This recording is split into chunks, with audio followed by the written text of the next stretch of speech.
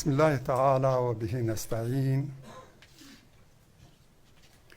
درنو خبریالانو او د دې ناستې محترمو ګډون کوونکو ته له سلام وروسته ښه راغلاست وایم او مننه ترې کوم. اجازه راکړئ لومړی د ټولو هغو وروستیو شهداو لپاره دعا وکړو چې د تحمیلي جنگ په نتیجه کې په شهادت رسیدلي او یا د کورونا د ستر مصیبت له کبله. الله تعالی د هغوی شهادتونه قبول کړي او د هغوی نیکې هیلې او ارمانونه دي په افغانستان کې ترسره کړي. د ټولو هیله دا ده چې جګړه پای ته ورسیږي، بهرني ځواکونه له افغانستان نه ووځي، امنیت تامین شي او موږ په آزاد او خپلواک افغانستان کې د ملت د خوښ اسلامي نظام ولرو. په دې اساسو شرایطو کې چې ملت مو له یوې خوا د تحمیلي جګړې له نوي موج او څپې سره مخامخ دی. ترور، ناامني، فقر، بیکاري په دولتي اداراتو کې پراخ او بیساری فساد او غارت اوج ته رسیدلی. له بلې خوا د کورونا ویروس هره ورځ زموږ له مظلوم او جنګ ځپلي ولس په سلګونو قرباني اخلي. ناکاره او بیمار حکومت او چارواکي نه یوازې د پیښو له مهارولو عاجز او ناتوانه دي، د مصیبتونو له مقابلې ناتوانه، بلکې هغه انساني مرستې هم په دواړو خلاصو لاسونو لوټي او غارت کوي چې نور هیوادونه یې له مصیبت ځپلو افغانانو سره کوي. موږ نن او یو ځل بیا او له دې دردونکي وضعیت د ملت د ژغورنې لپاره د خپل ولس په څنګ کې ودرېږو، د تل په څېر. دا د حزب اسلامي افتخار دی چې تل د مصیبت په وخت کې د خپل ولس په څنګ کې ودرېدلی، کلک ودرېدلی، په لومړي خط کې ودرېدلی. د خپلو ایماني مسؤلیتونو د ادا کولو لپاره ملاتړ او په واضح او قاطع الفاظو اعلانوو چې اکثریت افغانان په دې متفق دي چې هیواد مو له حساس پړاو تېرېږي. جګړه تشدید شوې. د امریکا او طالبانو ترمنځ له مصالحې او روغې جوړې وروسته هم د دې په ځای چې جګړې او ناامني تخفیف شي، کچه یې راټیټه شي، د انتظار خلاف د جګړې لمن مزید پراخه شوې، ناامني زیاته شوې، د هدفي ترورونو لړۍ تسریع او تشدید شوې. د مهمو جهادي او سیاسي شخصیتونو، نومیالیو علماو، خطیبانو، امامانو ترور او په جماعتونو او دینی مراکزو او محافلو کې چاودنې زیات شوی. له مایدې وروسته په زرګونو عام افغانان او په سلګونو مهم او نومیالي شخصیتونه ترور شوي. په تېرو 2 کلونو کې نږدې 1100 ستر نومیالي شخصیتونه ترور شوي، یوازې په تېرو 2 کلونو کې. په همدې میاشت کې د مشهور عالم استاد ایاز نیازی شهید، دروند عالم مولوی صاحب مفلی شهید، مدیر صاحب محمد شریف عدالتیار له خپلې مېرمنې، زوی او لمسي په شمول سره یو ځای شهیدان شوي. په جهادي شخصیت عامر صاحب حفیظ الله د هلمند په ولایت کې برید شوی، دی ټپي شوی او زوی په شهادت رسېدلی. دا هغه شخصیتونه دي چې ما نومونه واخیستل، سیال یې نه په دولت کې موندلی شو او نه د دولت وسلوالو مخالفینو کې. د فساد او فحشا مراکز خوندي دي، خو جماعتونه ناامنه. د فساد او فحشا عاملین مسون دي، خو علما، جهادي او سیاسي فرهنګي شخصیتونه او قومي مشران تر ګواښونو او تهدیدونو لاندې. په دې ترونو کې چا لاس دی؟ ولې د کابل تر ټولو په امن سیمه کې، تر ټولو امن سیمه ګرین زون کې د بارانیانو په اصطلاح شنه ساحه کې د ارګ شاوخوا کې ترورونه او انفجارات کېږي. که د بهرنیو ځواکونو په شتون کې چې فضا او ځمکه هم د هغوی لاس کې ده، امنیتي ځواکونو سوق او اداره هم د دوی په اختیار کې، او له هغه وروسته چې دوو جنګي اصلي لورو قطر کې ناسته وکړه، په منځونو کې توافق ته ورسېدل، یو معاهده لاسلیک شو. له دې وروسته د دې بد امنیتي وضعیت شاهد یو، او حکومت نه یوازې د وضعیت له مهارولو عاجز دی، بلکې تورن دی چې په دغو پیښو کې لاس لري. تورن دی چې په دې پیښو کې دولت، حکومت په خپله یا په حکومت کې شریک لوري لاس لري. او تورن هم د دې کبله چې ګوري دا ترونه ټول په کابل کې ترسره کېږي، دولت تر سلطې لاندې سیمې کې ترسره کېږي، په اطراف کې خلک خوندي او مسئول دي، خو چې کابل ته راشي ترور شي.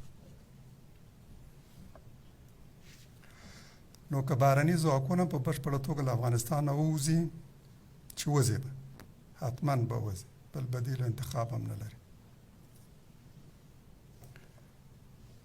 د افغانستان وضعیت به څنګه وي؟ ما ته د دولت هیاتونه راغلي، همدا پوښتنه مې ترې کړې چې بهرني ځواکونه وځي، د هغوی د وتلو نه وروسته تاسو څه تیاری لرئ؟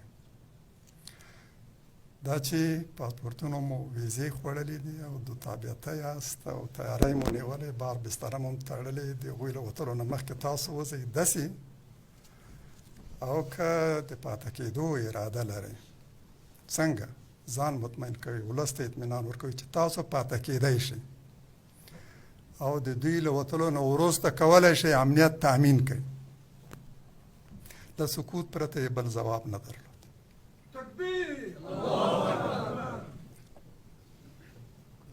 افغانان په دې کې هم شک نه لري چې بهرني ځواکونه به حتما او حتی په معاهدې کې له ټاکل شوې نیټې مخکې درومي. یقینا چې دوی له وتلو پرته بل بدیل انتخاب نه لري. دا به ډیر صفاحت وي چې څوک د دې پلوي وکړي چې په افغانستان کې د دوی ځواکونه پاته 19 کلونو کې هیڅ نتیجه ترلاسه نه کړله، د دې نه وروسته به څه نتیجه ترلاسه کړي؟ وځي به، حتما به وځي.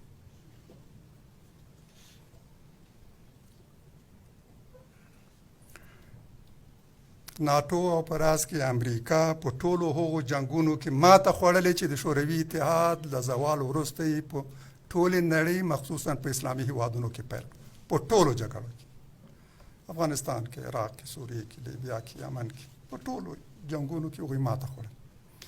په هغو جنګونو کې هم چې دوی مخامخ کې برخه درلودله او په هغو کې هم چې دوی د جنګ تر شا وو، پیل کړی هغوی د سوق ادارې د هغوی په لاس کې وه، ولې دوی نه دي توانېدلي چې خپلو اهدافو ارمانونو ته ورسېږي.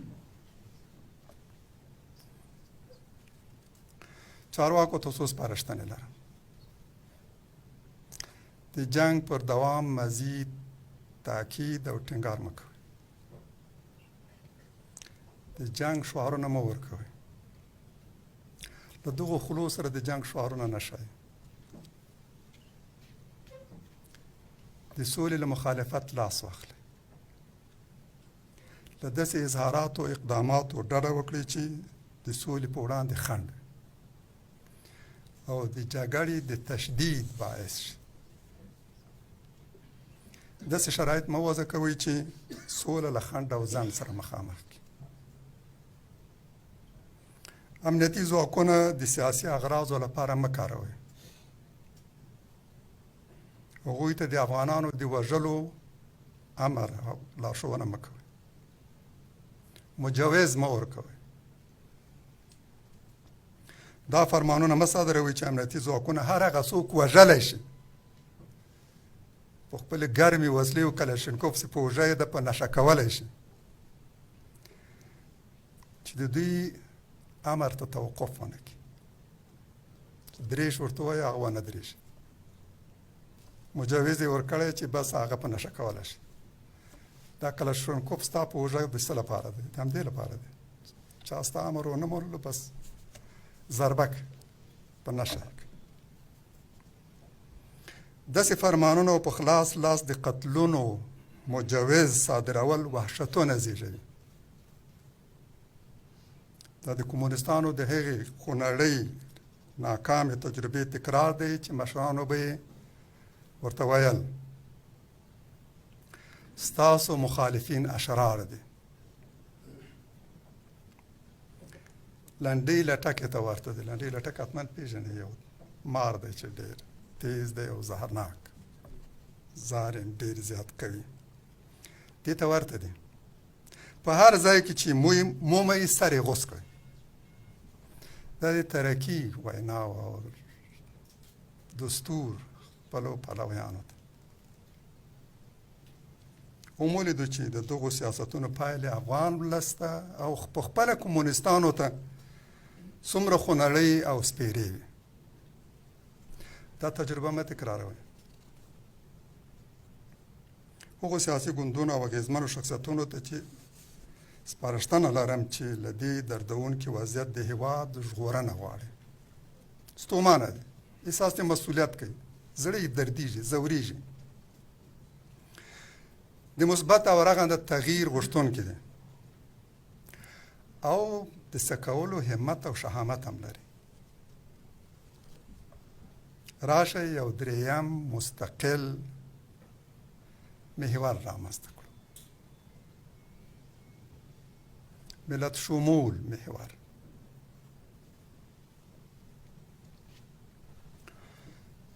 د شخصیت په محور راټول شوی محور نه،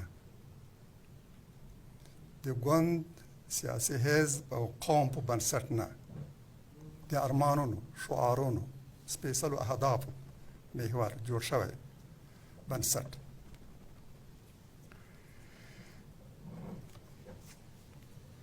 هېواد مو نن له همدې تشې سره مخامخ دی. راشئ دا تشه ډکه کړو. ملت هم دې ته منتظر دی چې داسې محور رامنځته شي او تر شا یې ودرېږي او حماسې یې جوړېږي. مخکني حماسې تکرار بیا هم ممکن او شونی دی. ملت ته سپارښتنه کوم چې متحد شي. ملت ته هم او په راز کې علماو ته هم متحد شي. که متحد نشي ستاسو مشران به هم یو په بل پسې ترور کېږي، علما به هم یو په بل پسې په جومات کې او جومات ته د تلو او راتلو په وخت لاره کې ترور کېږي او ستاسو زامن هم. خپل هېواد په خپله وژغورئ. راتلونکي نسلونو ته له جګړو فارغ، آزاد او اسلامي افغانستان په میراث پرېږدئ. که په الله تعالی توکل وکړئ، د همت ملا وتړئ، نو باور لرم چې د شوروي اتحاد د ماتې تجربه یو ځل بیا ستاسو په لاس تکرارېدی شي.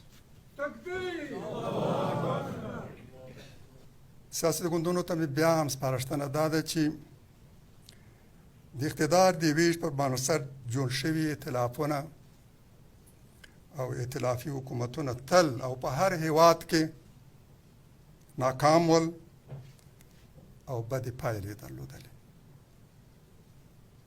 د کابل ائتلافي حکومت هم د خیر تمه بې ځایه توقع ده. دوی د ګډ کار ظرفیت نه لري. ګورئ څو میاشتې ونیولې د انتخاباتو نه وروسته. میزان را نږدې شوی، تیر میزان کې انتخابات ترسره شو، تر اوسه پورې لا نتیجه معلوم نه ده. بله ورځ یې تعهد وکړ چې اقتدار ویشي معاهده هم ترمنځ لاسلیک شوله، ولې یو لوری حتی د خپل فهرست په جوړولو باندې هم نه بریالی کېږي. په خپلو منځونو کې هم د اقتدار په ویش د وزارتونو په تقسیم باندې نه جوړېږي. هر ادعا کوي چې تر اوسه پورې هغوی ته فهرست نه دی وړاندې شوی.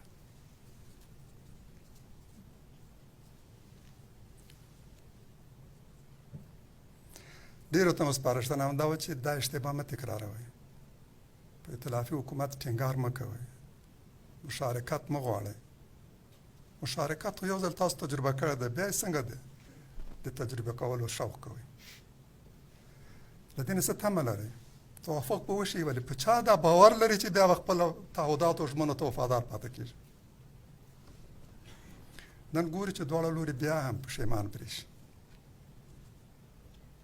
په دې ورځو کې چې د بل مصالحتي حکومت جوړېدو احتمال باندې بحثونه روان دي، بین الافغاني مذاکراتو یو اساسي او محوري موضوع به د داسې حکومت رامنځته کولی چې ټولو لورو ته د منلو وړ او طالبان هم په هغې کې برخه واخلي. طبیعي دی چې له دې نه پرته سوله نشي راتللی. د مذاکراتو بین الافغاني مذاکراتو محوري موضوع به همدا وي. متاسفانه ځینې د دې مخالفت کوي. ځینې د ډاکټر نجیب د استعفا یادونه کوي او هغه یې وستره جبران نه منونکې اشتباه ګڼي او ادعا کوي چې دا تیر 20 کلونه جنگ د همدې استعفا پایله و نتیجه وه، د همدې استعفا پایله وه. حال دا چې که ډاکټر نجیب په خپل ټول ژوند کې یو ښه او مثبت کار کړی نو هغه همدا و چې چمتو شو استعفا وکړي او ټولو لورو ته د منلو وړ حکومت سره توافق وکړي او اقتدار هغه ته انتقال کړي.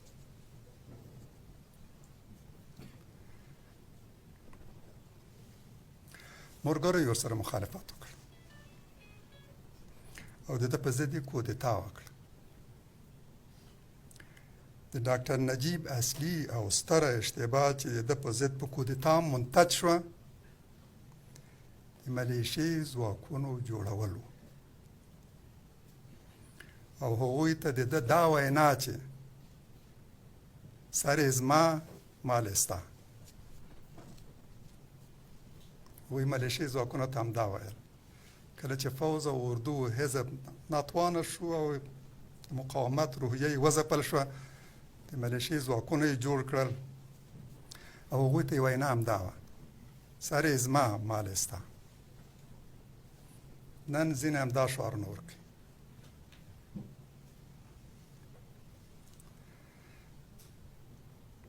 هغه ملیشې چې د ګیلم جم په نامه مشهور شي، ګیلم جم،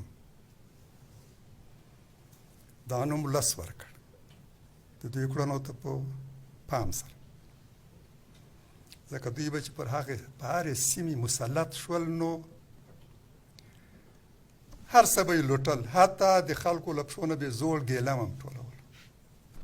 د همدې لپاره خلکو د ګیلم جم نوم ورکړ. ډاکټر نجیب د همدغو په لاس ترور شوی، د همدغو په لاس له اقتداره نسکور شوی، د همدغو په لاس له هغه تور برخلیک سره مخامخ شوی. اصلي قاتلان یې همدوی ول. متاسفانه ځینې نن د همدغې ناکامې او خونړۍ تجربې بیا تکرار غواړي او د دې شوق کوي. د اوسني حکومت په ارتباط زموږ دریځ دا دی چې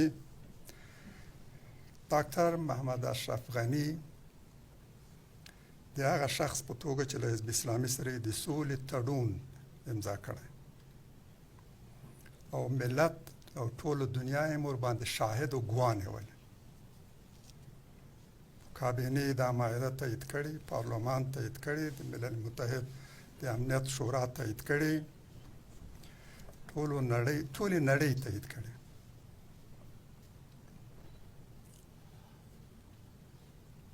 تر څو چې دی او حکومت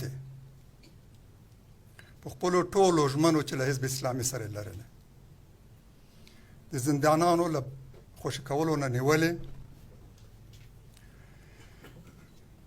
د مجاهدینو تر ادغام، د مهاجرینو تر اسکان، د حزب اسلامي د کوادرو تر جذب پورې د معاهدې په بند عمل نه وي کړی. موږ د دې حکومت تر مدیریت او زعامت لاندې په هیڅ کار کې شرکت نه کوو، په هیڅ کار کې او په هیڅ ادارې کې د حزب په توګه شرکت نه کوو.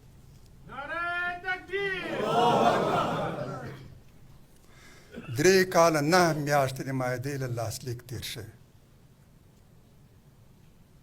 تر نن پورې په یو بند د دې معاهدې صادقانه او په بشپړه توګه عمل نه ده شوی.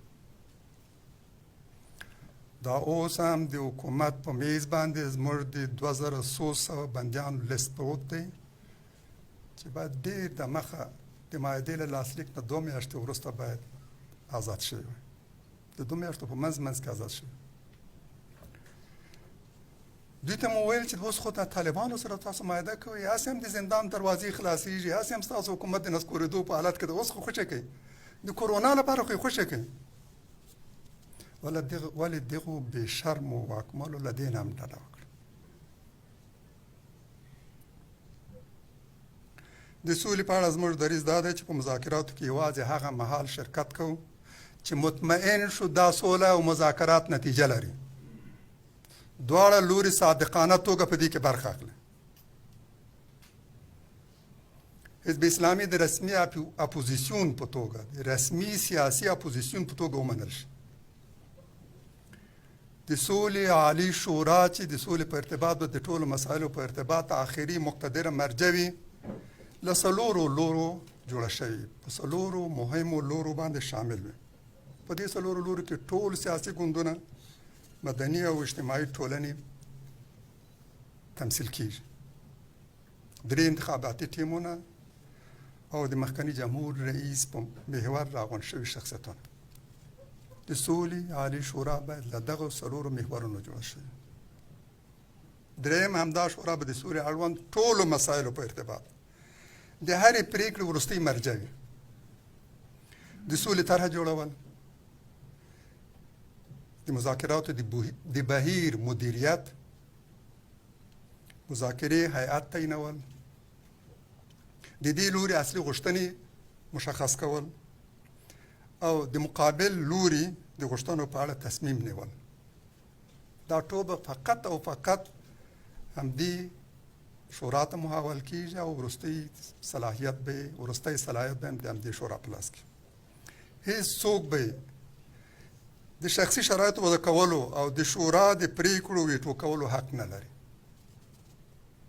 که حکومت د سولې په اړه داسې شرایط وضع کوي چې د مصالحې په وړاندې خنډ وي، د مصالحتي حکومت له جوړېدو سره توافق نه کوي، نو زموږ له نظره دا شرط د سولې په وړاندې اصلي خنډ دی او په داسې مذاکراتو کې شرکت یو بیهوده او عبث عمل چې موږ ترې ډډه کوو.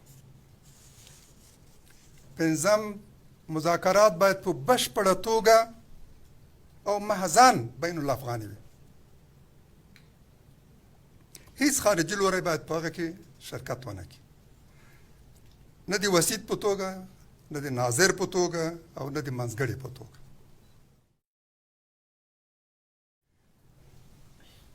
موږ د دولت عالی شورا جوړول یو مبرم ضرورت ګڼو. نن مو هېواد د تصمیم نیونې له داسې معتبرې مرجع محروم دی چې پریکړې د ملت د اکثریت ته له ملاتړ او حمایت برخمنې وي. د ملت اکثریت تمثیل کړی شي، سیاسي اجماع یې تر شا وي، د یو فرد او لوري په انحصار کې نه وي. دا شورا باید په ټولو مهمو ملي مسایلو کې د پریکړې وروستۍ مقتدره مرجع وي، نه فقط یو شکلي او مشاورتي شورا لکه څنګه چې د دې دواړو لورو ترمنځ ورباندې په معاهدې کې توافق شوی. مشورتي شورا کې موږ شرکت نه کوو. په دې مودې کې د مشاورینو یو لوی خیل چې رئیس جمهور او اجرایي رئیس یې حتی د پېژندو هم عاجز، د هغو سره ناسته خو پرېږده او د هغوی مشورې اورېدل، مشورتي غونډې ورسره کول خو لرې پرېږده. په مشورتي شورا کې شرکت نه کوو.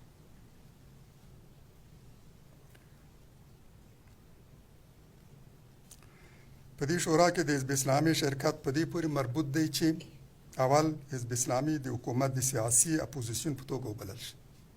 دوهم دا شورا به په ټولو مهمو ملي مسایلو لکه جنگ، سوله، کورنۍ او بهرنی سیاست، د بهرنیو ځواکونو حضور او نورو قضایاو کې د تصمیم مقتدره او وروستۍ مرجع وي، تر هغه چې شفاف انتخابات ترسره کیږي، شفاف او مشروع انتخابات، او په نتیجه کې یو منتخب، واقعا منتخب جمهور رئیس رامنځته کیږي او یو دروند د ملت ممثل پارلمان رامنځته کیږي. تر هغه وخته پورې موږ دغسې د دولت عالی شورا ته ضرورت لرو.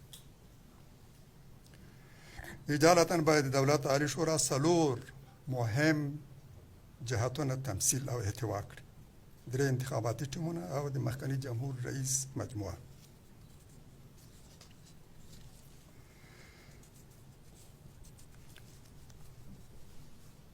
د IMF مؤسسې د پور اخیستلو په ارتباط هم باید عرض وکړم چې موږ د دې پور له اخیستلو سره مخالف یو. په ټولو ملتپالو، اسلامپالو، وطنپالو شخصیتونو او لورو غږ کوو چې د دې مخه ونیسي. دا قرضونه ځي د څو غلو جیبونو ته لویږي. دې مؤسسې ته هم وایو چې افغان ولس به ملزم نه وي چې د دې حکومت له نسکورېدو وروسته د پور پرې کولو ذمه وار وي. مسؤلیت به ستاسو په غاړه وي. باور لرم چې دا وضعیت حتما بدلیدونکی دی، انشاءالله په مثبت لوري. هیله مې دا ده چې ملت یو ځل بیا د همت ملا وتړي، په الله تعالی توکل وکړي او په خپله دا ستونزه پای ته ورسوي. دعا مو دا ده چې الله تعالی موږ ته په دې مثبت تغییر او بدلون کې د ځلانده ونډې برخې اخیستو سعادت را په برخه کې. په همدې اکتفا کوم. خدای موفق لره، خدای مو خوشحال لره. السلام علیکم ورحمت الله وبرکاته.